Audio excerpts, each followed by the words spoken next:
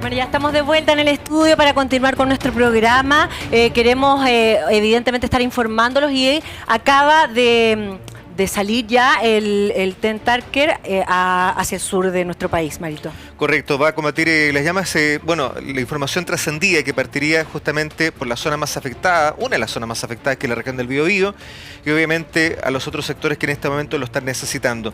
Pero hay un factor que no hemos contemplado mayormente y que también es parte de esta catástrofe. ¿Qué pasa con nuestras emociones? ¿Qué pasa con nosotros? ¿Qué pasa con nuestra mente? Y es por eso que a esta hora vamos a conversar con el director ejecutivo de la Fundación Liderazgo Chile. Le damos la más cordial bienvenida a Arnaldo Canales. Muy buenos días. Muy buenos días, muchas gracias por la invitación. No, gracias a ti por estar con nosotros, Arnaldo. Bueno, la verdad es que hacerte varias preguntas aquí con Mario, ¿cierto? Que imagino que todos se las hacen, que tiene que ver con qué pasa con nosotros al vivir este tipo de situación, una catástrofe tan grande. ¿Qué pasa con nuestra mente? ¿Cómo debemos actuar? ¿Qué debemos hacer? Bueno, primero, entender que esta es una situación que muchos de los que hoy día estamos viviéndolo por la televisión, estamos viviéndolo de forma muy ajena. Exacto. Por lo tanto, detrás de esto, y también como ustedes dicen, hay una catástrofe emocional que están viviendo las personas que están siendo foco hoy día de la atención de un país, y obviamente el mundo emocional hoy día está siendo totalmente puesto a prueba. Y dentro de estos elementos tenemos principalmente, se ponen mucho más irritables, empiezan a vivir la desesperanza, todo lo que yo invertí, todos los años de esfuerzo, se me quemó todo, empiezan también a vivir todo un proceso de pérdida, de luto, porque se le quemaron las fotos, los álbumes, los recuerdos de sus hijos, empiezan a sentir ansiedad, empiezan a vivir mucho más tensionados, empiezan a deprimirse, empiezan a repetir también patrones de conducta que muchas veces están vinculados, por ejemplo, a situaciones de mucho mayor, por ejemplo, rabia con sus entornos más cercanos, por ejemplo. Empiezan a vivir la frustración y están también sintiendo algo muy importante que tiene una incidencia muchas veces en las conductas de riesgo, como el sentir culpa. ¿Por qué no tomé las medidas antes? ¿Por qué no estuve ahí con mi familia? ¿Qué pasó que no fui capaz de resolver situaciones que yo podría haber anticipado? Etcétera. Entonces, todas estas personas viven una situación muy compleja y nadie los ayuda, no tienen las herramientas para poder trabajar este mundo emocional, porque las redes de contención que debiesen estar también están viviendo el mismo proceso. Entonces, es una situación bastante compleja y que necesita de apoyo, obviamente, psicológico y apoyo en herramientas que pueden ser desde lo cotidiano bastante prácticas de poder aplicar. Arnaldo, tengo la sensación, porque estamos en una sociedad que está hipercomunicada, más allá de las personas que están en el lugar del conflicto, más allá de las personas que están sufriendo en carne propia lo que está pasando, también los medios de comunicación generan emociones en el televidente. Y hay personas que solamente con el hecho de estar viendo la noticia les puede afectar. ¿Qué síntomas se le puede generar a una persona que está apreciando lo que ocurre a través de la televisión o a través de las redes sociales? Bueno, efectivamente, lo que uno propone dentro de las primeras medidas prácticas es no perder el sentido en realidad, pero bajar el nivel de exacerbar el aumento de información. Queremos estar pendientes de la radio, de todos los canales de televisión, queremos informarnos a cada momento, entonces estamos hiperconectados frente al dolor. Y esto obviamente está generando que mi autodiálogo y mi comunicación interna genere muchas veces este malestar, que para las personas que no trabajan desde su mundo emocional, que somos además analfabetos, no sé lo que me pasa, estoy preocupado, estoy con ansiedad, lo que lo decía, estoy triste, estoy con desesperanza, estoy en una situación donde nadie me apoya. Por lo tanto, ¿cuáles son las primeras recomendaciones? Primero, obviamente, bajar el nivel de exacerbar el nivel de información, es decir, estar constantemente preocupado en las noticias. Lo que yo haría, y la primera recomendación, es bajar la radio interna y bajar el nivel de comunicación que uno tiene con los distintos medios. Y focalizarse principalmente en el tema también de apoyarse en las redes de contención. Hablar del tema, pero con una mirada propositiva. Esto obviamente es doloroso, esto nadie tiene herramientas todos los días, pero estamos aquí con una capacidad de fortalecer la capacidad de ser resilientes y también vivir esta crisis como una oportunidad también para reinventarnos. Es muy fácil decirlo de la boca para afuera, pero hay que vivirlo en lo personal. Por lo tanto, lo primero que también hay que reconocer es vivir mi proceso emocional desde la vulnerabilidad. Y eso hoy día, particularmente los hombres, no lo sabemos trabajar. No decimos que estoy triste, no digo que tengo miedo, no me doy el tiempo para llorar, no verbalizo lo que me pasa. Por lo tanto, empiezo a vivir y a contraer este mundo interno que no soy capaz de verbalizarlo. Y eso son obviamente una capacidad que hay que desarrollar con el tiempo, que se entrena, pero estos pequeños tips ayudan de alguna manera a entender que el mundo emocional es la segunda catástrofe post-pandemia que estamos viviendo muchos chilenos. Sí, totalmente. Bueno, debemos lamentablemente ir dando las noticias que están llegando. Aumentó a 26 el número de fallecidos. Y bueno, la verdad, mira, Arnaldo, uno te podría utilizar en este momento para tantas cosas, muchas preguntas que hay, yo creo que estamos todos pasando. Hay algo que te quiero preguntar que tiene que ver con, hemos visto durante estos días la capacidad que tiene el ser humano para levantarse, porque hay que ver también lo bueno, ¿cierto? ¿De dónde saca el ser humano esta fuerza para decir, no, ¿sabes qué? Vamos a armar todo de nuevo, vamos a salir adelante, lo bueno es que estamos vivos, lo bueno es que, siendo que tú dices, bueno, lo perdieron todo, esta parte como irracional, ¿cierto? Que tiene más que ver con nuestras vísceras, ¿sí?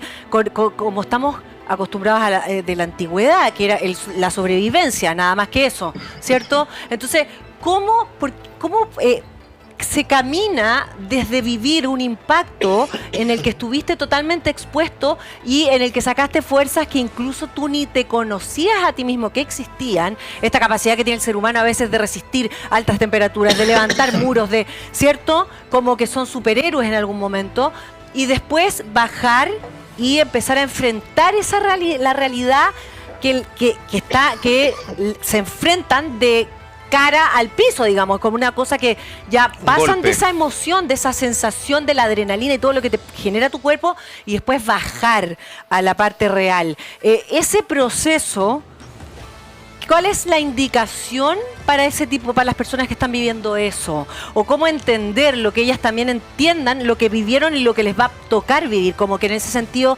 ayudar para allá, darles como una recomendación, ¿se entiende? Sí.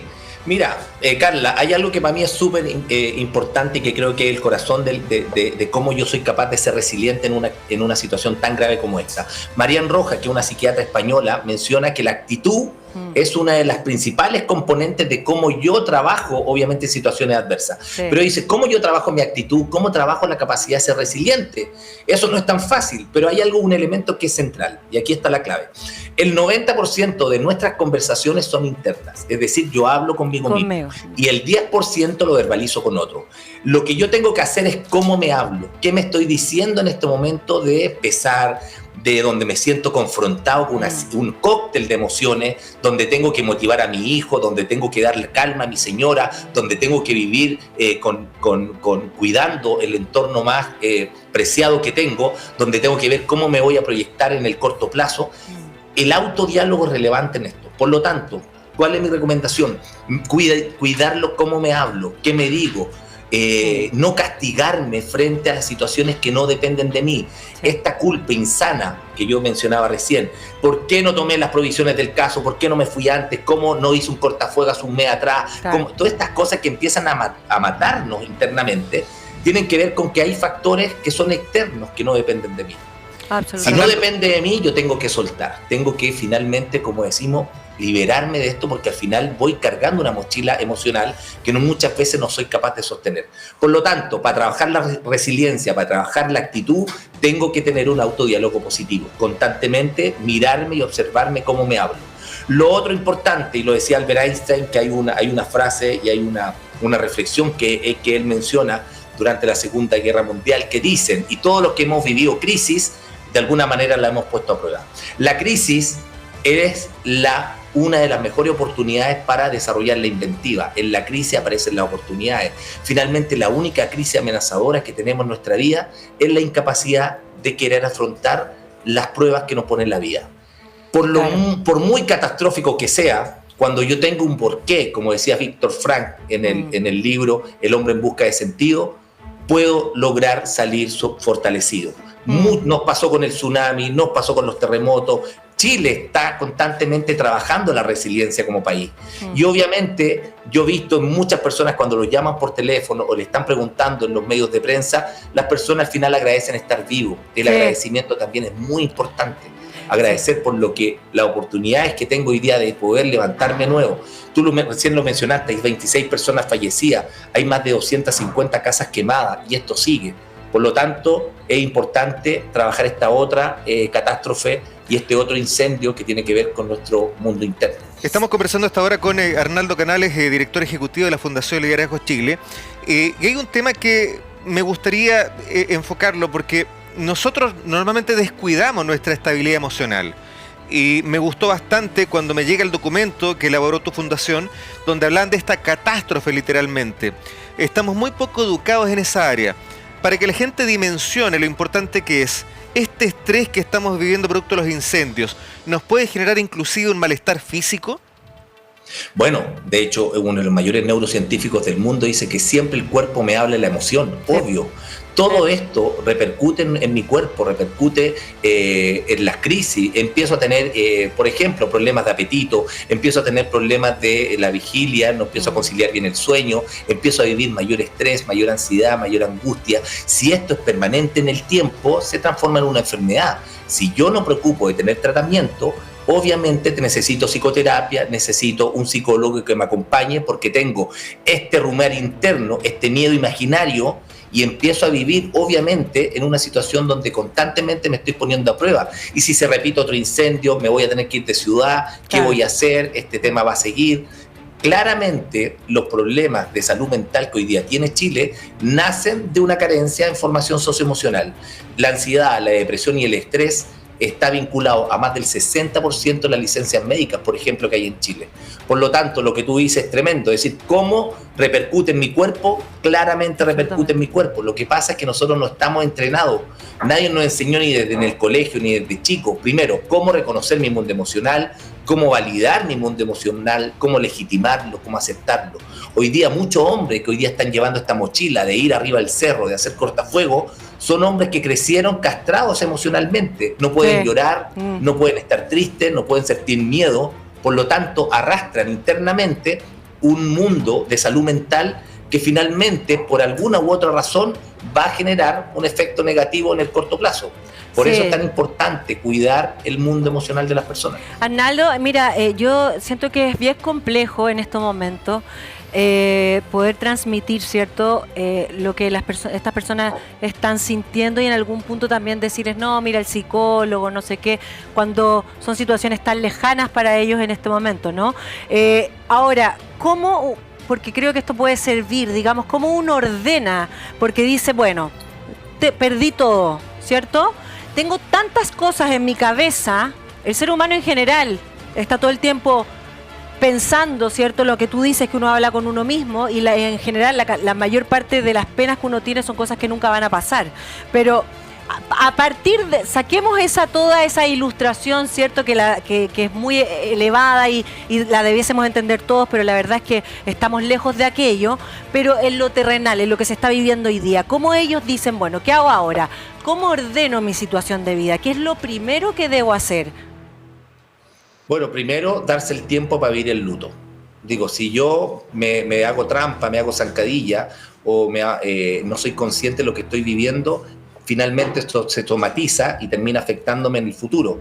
Primero, vivir el duelo, oye, perdí todo, perdí absolutamente todo, lo estoy pasando mal, estoy frustrado, estoy con rabia, estoy con angustia. Verbalizar las emociones, eso no lo hacemos. Cuando yo soy consciente de eso y vivo este proceso que puede durar una semana, 2 semanas, voy decantando, trato de a través de las mismas personas que vivieron esto, empiezan a compartir estos mismos sentimientos, este mundo emocional que muchas veces, como te decía recién, no verbalizan. Y gradualmente, que es un proceso natural, vivo el proceso de la pérdida, vivo el proceso también de la negación. Todavía no creo que me haya pasado esto. Hay un ciclo del luto que es muy común, que muchas veces vemos esta curva, que tiene que ver con el dolor mismo, con la negación, y después viene todo un proceso de aceptación, y después viene un proceso también en que uno logra salir de esto. Por lo tanto, aquí las recomendaciones, si bien son bastante fáciles de decir porque no lo estamos viviendo, es ponerle el pecho a las balas. Es lo que me tocó, tengo que vivir esto, no soy el único, estamos expuestos en un país con distintas situaciones que hemos vivido. Por lo tanto, después viene una segunda parte que tiene que ver con trabajar prácticas de bienestar. No solamente respirar, que es muy importante, que es algo que está muy poco observado por la gente, pero la respiración es uno de los mejores talantes para poder regular mi mundo emocional. Lo hacen los deportistas de alto desempeño, lo recomiendan los mayores investigadores, los mayores expertos en bienestar emocional. Trabajar la respiración, porque así apago mi mundo interno, el cuerpo siempre me está dando señales. Conectarse con la comunidad, es decir, relacionarse con otros que han experimentado esta misma situación, puede proporcionar apoyo y también la comprensión. Somos seres gregarios y es normal sentirse abrumado, es normal sentirse en un proceso también de frustración. Y también en las crisis, la mente experimenta una serie de reacciones normales. Algunos efectos más comunes, obviamente, incluyen la ansiedad, como yo les decía, el miedo, el estrés. Por lo tanto, yo creo que desde lo más simple, lo más práctico, yo me daría el tiempo para vivir el luto y para verbalizar lo que me está pasando a través de las redes que tengo de las personas que están viviendo esto. Hoy día nosotros mañana estamos viajando al sur, también para poder hacer un levantamiento de la necesidad y empezar a brindar apoyo psicológico, entre paréntesis, a aquellas personas que lo requieran totalmente gratuito a través de un equipo que está apoyando en esto. Fantástico, Arnaldo, te queremos agradecer a Arnaldo Canales por estar con nosotros esta mañana y tener esta conversación. Te agradecemos mucho y suerte en tu camino al sur, que les vaya increíble. Muchas gracias, Cali, por el espacio de poder sensibilizar y apoyar un granito de arena en esta situación. Muchas gracias a ti. Listo, bueno, que estén bien. Chao, igualmente, chao. Que te vaya bien. Continuamos con las noticias y tenemos esta noticia, ¿cierto? Que evidentemente da calma y es una muy buena noticia que tiene que ver con el TEN-TARGET que va camino ya al sur, Marito. Correcto. Se espera que a la 1 de la tarde esté ya en el carril sur, donde va a iniciar este recorrido justamente por la región del Biobío, con la idea que a la brevedad posible se pueda atacar los principales focos, los de mayor envergadura en esa zona. Se le pidió a la Fuerza Aérea que facilite un avión con personal autónomo de forma que se pueda operar este TEN-TARGET sin perjuicio de las condiciones climáticas base que se puedan tener en la región. Recordemos que tiene una capacidad de 36.000 litros de agua, una aeronave estadounidense que es un apoyo esencial para el combate de los incendios forestales. Oye, qué importante, Mario, lo que acabas de decir, que tiene que ver con el experto que conduce esta nave. Claro. Porque evidentemente, claro, tenemos que tener, digamos, replicarlo acá mismo porque de repente te quedas sin esa situación. O sea, hay que tener como tantas cosas previstas, pero bueno, es importantísimo lo que se va a hacer, es recordar que el avión tiene que volver después, evidentemente, a rellenarse, digamos, a cargarse nuevamente de agua, y eso demora 4 horas y también agradecer, evidentemente, que es una muy buena noticia la llegada de toda la brigada de bomberos, ¿cierto? Las ayudas de otros países. La verdad, bueno, el mismo Arnaldo que estaba hablando ahora, que va a viajar al sur a ayudar de manera psicológica, algo tan importante. ¿Cuántos psicólogos y psiquiatras están viajando y van a hacer también ayuda ahí en terreno? Porque hay muchos niños y muchas familias que han quedado totalmente destruidas y necesitan levantar, evidentemente. Entonces viene ahora el momento de la reconstrucción. Así que bueno, primero, evidentemente, controlar los incendios, y esa es la labor que tienen que hacer en este momento también el TEN-TARGET, que ya está en Chile y por supuesto va camino al sur. ¿Por qué es tan importante el hecho que existan expertos que estén apoyando a la labor de esta aeronave? Es porque, si bien es cierto, tiene una gran capacidad, estamos hablando de 36.000 litros, aunque la gente no lo crea, no es suficiente, por lo tanto tiene que atacarse puntos muy específicos, sectores obviamente que son los de mayor preocupación para poder contener el fuego. ¿A qué me refiero? Con un solo viaje del TEN-TARGET, tenemos que olvidarnos, esto no va a apagar los incendios inmediatamente, pero sí va a lograr reducir los riesgos, va a lograr que no se siga expandiendo este incendio, los principales incendios forestales que en este momento se están combatiendo. Recordemos que los de mayor peligro en este momento son 87 de los 238 que se mantienen totalmente activos. Sí. Ahí estamos viendo en imágenes cuál sería el recorrido tentativo del TEN-TARGET durante esta jornada. Recordemos que parte a la 1 de la tarde. tal como señalaba Carla, es el recorrido formal, sí, correcto. Recordemos que tarda 4 horas en ser cargado, pero hay que tomar en cuenta también el tiempo que demora el desplazamiento, porque en este momento va desde Antofagasta hacia la región del Biobío. Calculemos que llega recién a la 1 de la tarde. Por lo tanto, es importantísimo toda la planificación que se está realizando para poder dar curso en esta emergencia. Sí, absolutamente importante. Yo estaba acá, fíjate, buscando, Mario. No sale específicamente, pero como las especificaciones técnicas. Yo recuerdo cuando los incendios que hemos vivido anteriormente y cuando ha venido, no sé si era exactamente el Tentarker el que vino, pero se llamaba el Supertanker. Supertanker, sí. ¿Recuerdas el Super...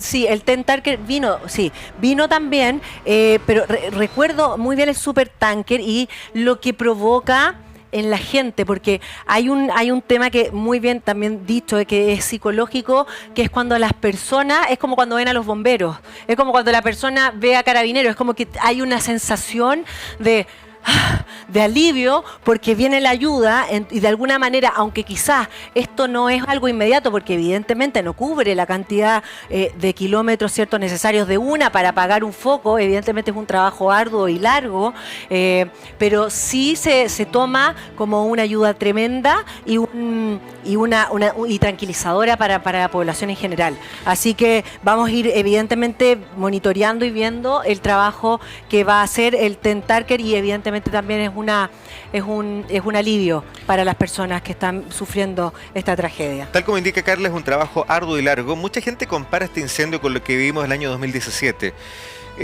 No es por alarmar, pero sí hay que tomar en cuenta que la catástrofe que estamos viviendo hoy supera ampliamente a lo que pasó en aquella ocasión. En aquel momento también tuvimos justamente apoyo de Estados Unidos, de Norteamérica, y llegó justamente para tratar de combatir, y así todo, si ustedes hacen memoria, fue una tragedia que duró casi una semana. Exactamente. Sí. Duró casi una semana. Sí. Y esto que estamos hoy desarrollando, esta noticia que estamos viviendo, es bastante mayor. Por lo tanto, obviamente mandar todas las esperanzas, toda la fe en que esto se logre controlar a la brevedad, pero también un llamado a la precaución. Estamos llegando nosotros a las zonas justamente en conflicto, estamos llegando a Concepción por el 14.4, estamos llegando a Temuco. El llamado a que la gente, si puede tomar medidas de prevención en este momento, no es tarde que lo hagan en sus casas, porque lamentablemente por las condiciones climáticas, por el viento que circula, que supera justamente incluso en algunas zonas los 40 kilómetros por hora, el peligro es bastante alto. Se están proporcionando todas las medidas de trabajo, pero esto lamentablemente se puede revertir por lo que estamos justamente señalando de las condiciones climáticas. Sí, exactamente. A lo otro que es, claro, es difícil de ponernos en el lugar de ustedes, ¿cierto? De los que están viviendo la tragedia de verdad en carne propia, pero no está de más nunca decir, que lo han dicho todos, que tiene que ver con que es hora de cuidarse, ¿no? Y no de aumentar los riesgos que se están viviendo. Así bien como dice Mario, y también lo han dicho, bueno, todos los pronósticos del tiempo, vienen días calurosos, evidentemente en la zona de los incendios la temperatura evidentemente es mucho más alta por los propios incendios, ¿cierto?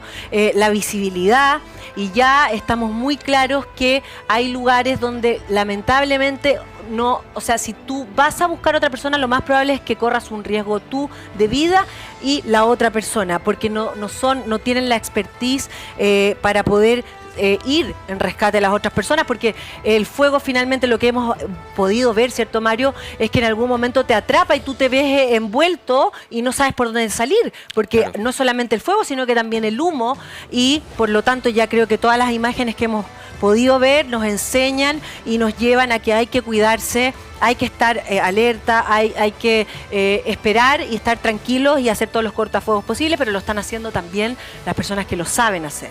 Así que no cada persona en su casa estar haciendo cosas que la verdad no la van a ayudar para nada. Hay que tratar de controlar los impulsos, es una situación de bastante tensión.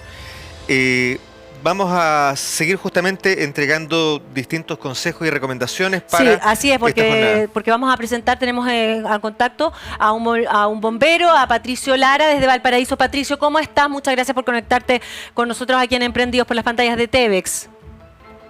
Hola, muy buenos días a todos. Gracias por la invitación para poder actualizar, dar información que justamente estaba escuchando, que es súper relevante lo que ustedes están comentando al aire respecto a lo que está pasando en la zona sur principalmente. Muchas gracias, Patricio. Yo creo que una de las principales preguntas de la población es ¿por qué llegamos a este nivel? ¿Qué es lo que ha hecho tan difícil el combate del fuego? Nosotros tenemos algunos conceptos, entre ellos está la condición climática, pero ¿qué es lo que hace que en este momento estemos hablando de casi 300 incendios paralelos? Mira, acá hay una multiplicidad de situaciones y factores que lamentablemente están desencadenándose lo que se está viviendo en la zona sur. Vamos a partir un poco por lo que tú comentaste, que fue las condiciones climáticas, que principalmente en la zona sur de nuestro país sobrepasaron, digamos, una temperatura adecuada para el verano, claro, considerando que fueron temperaturas extremas. Y ese día, entre miércoles, jueves y viernes, que fue como el pic de temperaturas, lamentablemente en 3 regiones de nuestro país, de la zona sur, comenzó una multiplicidad de incendios forestales. Si no es cierto, no a la misma hora, en el mismo minuto, pero sí con diferencias de sectores y horarios, en lo cual hizo que los recursos locales, los cuerpos de bomberos de las comunas que se vieron afectadas, rápidamente se vieron sobrepasados producto de la cantidad de incendios en los diversos puntos. Y eso también, imagino lo tienen que haber comentado, que las condiciones climáticas adversas, alta temperatura, baja humedad, y en este caso el factor viento es algo que hace que se propaguen rápidamente los incendios forestales. En la zona forestal es como lo lógico, dado a que hay plantaciones de pino, alborada, que rápidamente se va a propagar hacia esos sectores. Pero lo relevante acá es las vidas humanas, primero, que se han perdido lamentablemente, la infraestructura de viviendas, que también se han perdido en zonas rurales y urbanas, en donde hay otro factor que lamentablemente siempre somos reactivos, y después que pasan todo este tipo de emergencias nos acordamos: la prevención, saber evaluar el riesgo, dónde estamos viviendo, qué medidas de mitigación nosotros tenemos que tomar para que cuando sucedan esto, porque estos son amenazas, siempre van a estar, es cíclico, claro, lamentablemente, sí, pueden tomar efectivamente ciertas medidas para que cuando ocurran, por ejemplo, un cortafuego X en una zona determinada a un sector poblacional que sabemos que está bajo amenaza, y hacer una buena gestión y planificación del riesgo para este tipo de situaciones, que lamentablemente, si nosotros empezamos a hacer historia de grandes incendios en nuestro país, tenemos 2017 en la región del Maule, lamentablemente el 2014 en la región en Valparaíso, en la comuna de Valparaíso. ¿Y cuál es la diferencia del 2017 a los incendios que se venían registrando hasta anteriormente? Es que, dado los cambios climáticos principalmente, ya se habla de otro tipo de incendios forestales de sexta generación, en donde el tipo de combustible, dado a principalmente situaciones de sequía, el comportamiento de este combustible es distinto. Por lo tanto, por eso también aporta a que se propague rápidamente y genere los daños que hemos visto por televisión desde la semana pasada. Qué importante dato el que nos estás dando, porque tiene que ver, claro, con la sequía también, que nos ha afectado. Ya llevamos más de 10 años de sequía. Evidentemente las condiciones geográficas cambian también, y para que se aumenten los incendios. Ahora, ¿qué se debe hacer? Porque hemos visto, y ha sido... es algo que llama poderosamente la atención, da pena, es increíble el poder que tiene el ser humano, ¿cierto? Cuando ve a alguien que está sufriendo, de correr a salvar. Es como algo totalmente que nace de la guata, ¿cierto? De las vísceras. ¿Qué hacer cuando yo veo que un incendio se acerca a mí? ¿Qué hago yo, que no soy bombero, que no soy experto? Nada. ¿Qué es lo que debo hacer? Primero que todo hay que pensar que la vida de las personas está primero. Por lo tanto, si hay alguien que yo pueda advertir que salga de esa zona de peligro, tratar de evacuar a esa persona e irme a un lugar seguro, efectivamente, porque dado a por lo menos las imágenes que se han visto, hay gente que mientras iba evacuando, iba gente entrando a los lugares habitados, a lo mejor a buscar algún elemento, algún familiar, alguna mascota, ojo, a personas que tienen movilidad reducida, que no pueden salir por sus propios medios cuando hay este tipo de situaciones. Sí. Que efectivamente uno debe primero verificar el entorno y que tratar de no exponerse más allá.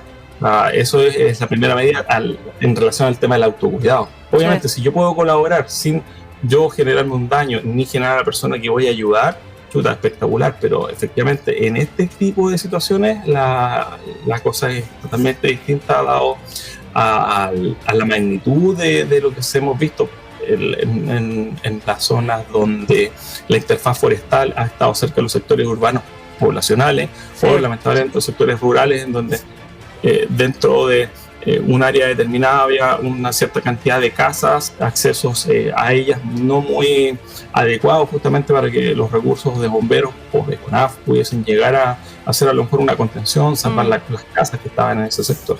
Claro, lo que pasa, ¿sabes por qué te pregunto? Porque evidentemente es impresionante los sectores que no tienen, que es como que no tienen salida. Como que finalmente estás rodeado de vegetación y dices, bueno, esto se te va a quemar por todos lados. ¿Hacia dónde yo me tengo que dirigir? ¿Hacia el lugar donde yo sé que pasan los autos? Te estoy hablando como una persona que vive ahí. Es como, ¿para dónde me voy? Ahí eso es parte de como se dice del preplaneamiento, de saber si pasa algo, qué debes hacer. O sea, hay un video, un viral por ahí que anda dando vueltas de que una familia se metió en una piscina de plegables en el patio y digamos, se salvó.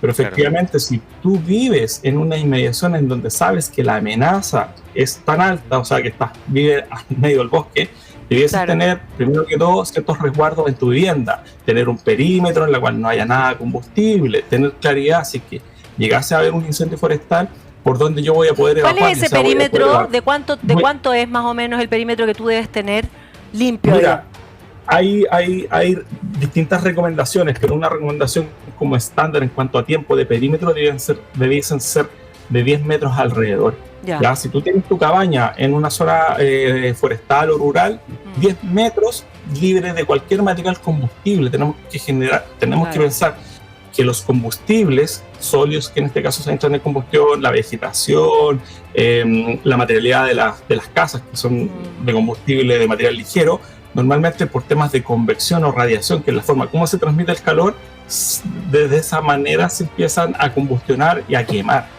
Pero en este caso, si nosotros tenemos despejado un perímetro de seguridad, obviamente ese incendio no va a llegar a calentar directamente si yo tuviese maleza pegada a mi casa o tuviera un par de árboles que yo no manejo, a lo mejor no los corté, y esos árboles son finalmente los que entran en combustión y después se transfieren ese calor o temperatura a esa casa y las casas se empiezan a quemar. Es como muchas veces inician los incendios que parten por una netamente forestal, se pasa a la interfaz forestal, y cuando hablamos de la interfaz forestal es que hay asentamientos, casas, viviendas o poblaciones en sectores en donde está la mezcla urbano-forestal. Se habla de interfaz forestal. Patricio. Y esas son las que hoy día, efectivamente, y yo creo que después de que esta emergencia prontamente, espero que sea controlada, se va a comenzar a acordar de que hay que hacer gestión del riesgo de este tipo de situaciones, de tener estas medidas que yo les comentaba anteriormente, o lo que tú me preguntabas específicamente, de que si yo vivo en una casa, tengo esta condición, ¿qué debes hacer? Primero, tener las medidas preventivas y después saber qué debo hacer, si evacuar hacia, como tú decías, por este camino que da a un camino principal, si va a una zona segura, a un descampado, por ejemplo, que no sé que no va a llegar el incendio a ese sector. Patricio tiene mucha razón cuando dice que lamentablemente la prevención normalmente viene después de una catástrofe y la gente recién empieza a pensar, así como también por la labor que cumplen ustedes, porque bomberos es una labor sumamente rescatable, voluntarios que ponen de su esfuerzo, de su tiempo, muchas veces de sus recursos, pero nos acordamos de ustedes cuando los necesitamos, porque en el día a día, lamentablemente, yo he visto como muchas veces la gente es capaz de cambiarse de cuadra para no colaborar con bomberos, pero también ustedes adolecen y les falta mucho apoyo por parte del Estado. Me gustaría saber cuáles son las principales dificultades que ustedes se enfrentan cuando tienen que trabajar en este tipo de catástrofes. Mira, hay varias. Primero que todo, o sea, nosotros como sociedad, como hoy día organismos que estamos dentro, antiguamente se llamaba protección civil, a los organismos que respondíamos a situaciones de emergencia, al Sistema Nacional de Protección Civil, y hoy día con este cambio de regulación que se hizo con el cambio de nombre de la ONEMI, en este caso a CENAPRED, el Servicio Nacional de Prevención de Riesgo y Desastre. Claro. Todos los organismos que antiguamente éramos parte del sistema de protección civil pasamos a ser partes integrantes del Sistema Nacional de Prevención de Riesgo y Desastre. Dicho eso, a través de Bomberos de Chile hay un componente que se llama el Sistema Nacional de Operaciones, que es un órgano técnico y de coordinación de Bomberos de Chile que se activa cuando efectivamente en una región en particular se sobrepasa la capacidad de una emergencia y se determina y se solicita mandar apoyo de otros cuerpos de bomberos de manera organizada a esa región. Toda esa coordinación de recursos logísticos, combustible, alimentación, hidratación de esos bomberos corre inicialmente por cuenta propia de cada cuerpo de bombero que se moviliza.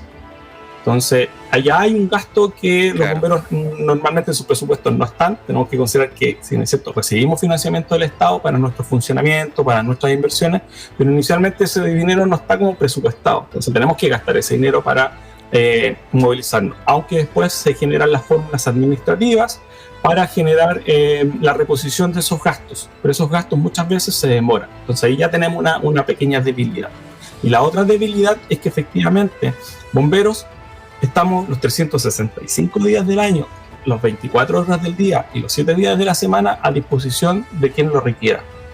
Por lo tanto, el presupuesto que el Estado o nuestro país otorga a los bomberos de Chile no es igual como, por ejemplo, a la Corporación Nacional Forestal, que efectivamente ellos tienen su rol técnico para realizar el trabajo que realizan, pero ellos, el diferencial del presupuesto es un poco distinto al de bomberos en general, los bomberos de Chile, porque ellos tienen un trabajo de control de incendios atomizado en cierta cantidad de meses, y ese presupuesto que se entrega a esta institución, por ejemplo, o este financiamiento que dan los gobiernos regionales para proyectos, para esta institución, muchas veces es más del mismo presupuesto que se le asigna a bomberos para sus temas operacionales. Entonces ahí encontramos una brecha y una diferencia. Efectivamente, nosotros estamos 24/7, 365 días del año, y cuando pasan estas situaciones, vamos. Y efectivamente, cuando hay otros organismos del Estado, en este caso, que si no es cierto, la Corporación Nacional Forestal es una corporación de derecho privado, dentro de sus fundamentos tiene un sistema de financiamiento del Estado, pero no se miden con la misma vara para, por ejemplo, retornar recursos económicos, desgastes de material principalmente, cuando respondemos a este tipo de situaciones que ya se puede decir que son lamentablemente catástrofes. Sí, Patricio, la verdad no nos queda más que felicitarte, bueno, y a través tuyo a todos los bomberos de nuestro país y del mundo que la verdad hacen una labor increíble, eso lo tenemos más que claro. Lamentar también la muerte de una bombera, ¿cierto? Salvando la vida de otras personas, que ocurrió ahora el fin de semana. Mandarle cariño a todos ellos y agradecerte por estar con nosotros y tener esta conversación. Pues nada, gracias por darme esta tribuna también para poder clarificar muchas cosas que la gente se acuerda de los bomberos, justamente como ustedes decían, cuando ocurren estas otras situaciones. También, claro, yo hoy día represento el Cuerpo Bombero de Valparaíso, pero en cierta manera puedo estar hablando por todos los cuerpos de bomberos y los bomberos que están movilizados de otras regiones a colaborar a nuestros cofrades de las regiones afectadas y también a los bomberos que están en las mismas zonas afectadas, que imagínate la cantidad de horas que están trabajando, por lo tanto, como se dice por ahí, un aguante para ellos y que efectivamente la ayuda llegue, la ayuda adecuada para los bomberos, agua, hidratación, barras de cereal, que también muchas veces en esta época la gente se acuerda para acordar. Y en tiempos de paz, como decimos nosotros, cuando hay campañas económicas, rifas o algo por ahí, acuérdense también. Es que la gente colabore, claro. Sí, absolutamente. Un abrazo, muchas gracias por estar con nosotros, Patricio Lara, del Cuerpo Bombero de Valparaíso. Un beso, muchas gracias. Bueno, y vamos a seguir, Marito, comentando la noticia maravillosa, ¿cierto?, del TEN Tanker que ya va camino al sur, así que a eso de la 1 estará aterrizando y va a empezar sus labores de trabajo. Esto se suma, obviamente, a todas las colaboraciones que han estado llegando a Chile de distintos puntos del planeta. Estamos hablando de Ecuador, estamos hablando de España, México, Argentina, quienes han facilitado las condiciones tanto técnicas que han tenido a su disposición, como también personal, brigadistas que han llegado a nuestro país a combatir las llamas. Es el caso también de este TEN Tanker que llega desde Estados Unidos para intentar justamente disminuir esta emergencia. Así es, así que bueno, vamos a seguir viendo esta y todas las noticias, ¿cierto? Ten Tanker, me acaban de avisar, ya está en Copiapó. Mire, sí, qué rápido. Fantástico, sí, imagínate, rapidísimo. Bueno, vamos a una pequeña pausa comercial, quédense que ya volvemos con más Emprendidos.